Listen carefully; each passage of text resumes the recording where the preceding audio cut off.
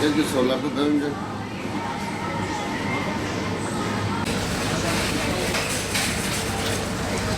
Tamam 5 kilo. Işık var mı? Var hocam. Burada kamera var. Şuradan var. Tamam onu bana söyle. Nasıl yapalım da?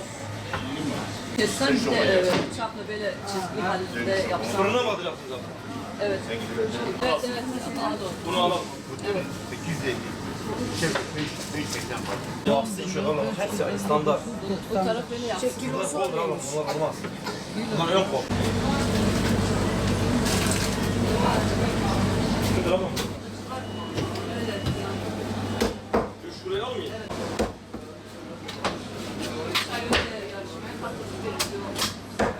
İnşallah gene ortada.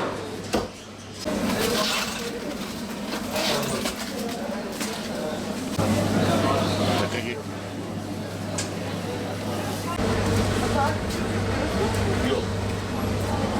Onun tane şöyle 650 ton.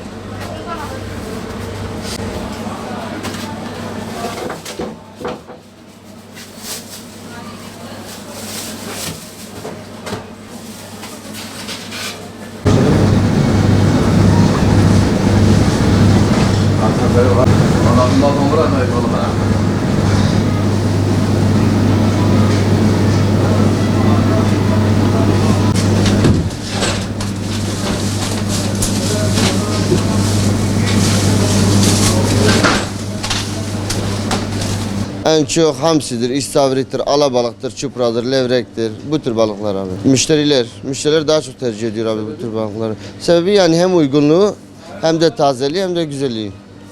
Çünkü taze ürün geliyor her zaman. En büyük etken nedir? Balık fiyatlarını ölmesini etkileyen en büyük etken abi yani ulaşımdır abi. Hava şartlarıdır, ulaşımdır abi.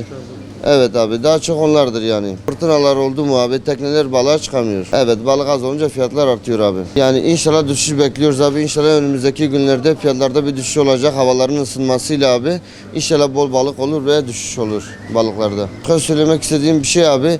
Her zaman taze ve güzel ürünler getiriyoruz. Tüm müşterilerimi de bekliyorum abi. Evet abi omega 3 protein konusunda abi balık çok önemli abi.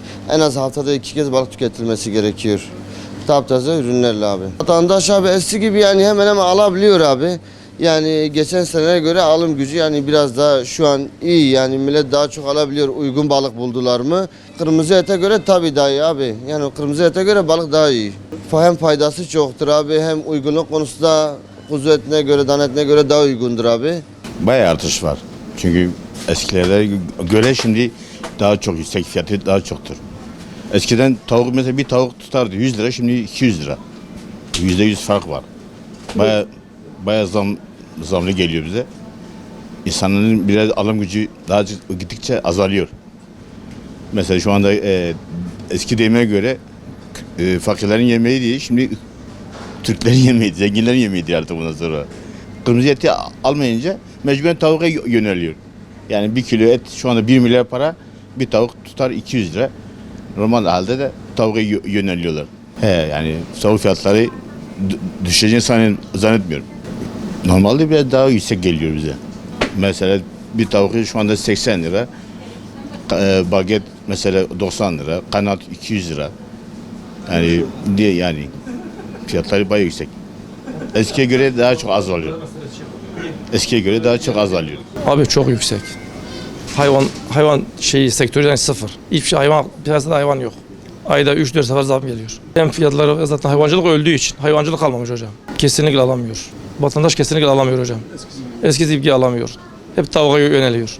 Yani kırmızı et daha tercih ediliyor da alım gücü olmadığı için tavuğa yöneliyorlar. Balık, dana hocam. Dana, kuzu. Fiyatları uygun değil şu an. Çok yüksek. Şu an yani %50 hemen zamlandı gene. Fiyat yükseldikçe satışlarımız düşüyor. Önümüzdeki süreçte düşeceğini hiç sanmıyorum. Çünkü hayvan yok. Piyasada hayvan kalmamış. Hayvan sektörü sıfır. 100 gram, 300 gram. 1 kilo içi bitti artık. 200 gram, 300 gram kıyma alıyor. Bir yemeğin içine koyuyor. bir aile geçiniyor onunla. Mesela en düşük barkod 760 liradır. En düşüğü yağlısı. 1000 liraya geçmiş yani. Dışarıdan et geldi, şöyle sevkiyat edildi ama hiçbir şey, kimse o etleri görmedi. Dışarıdan hayvan çok geldi mesela, sevkiyat çok geldi ama hiç kimse görmedi.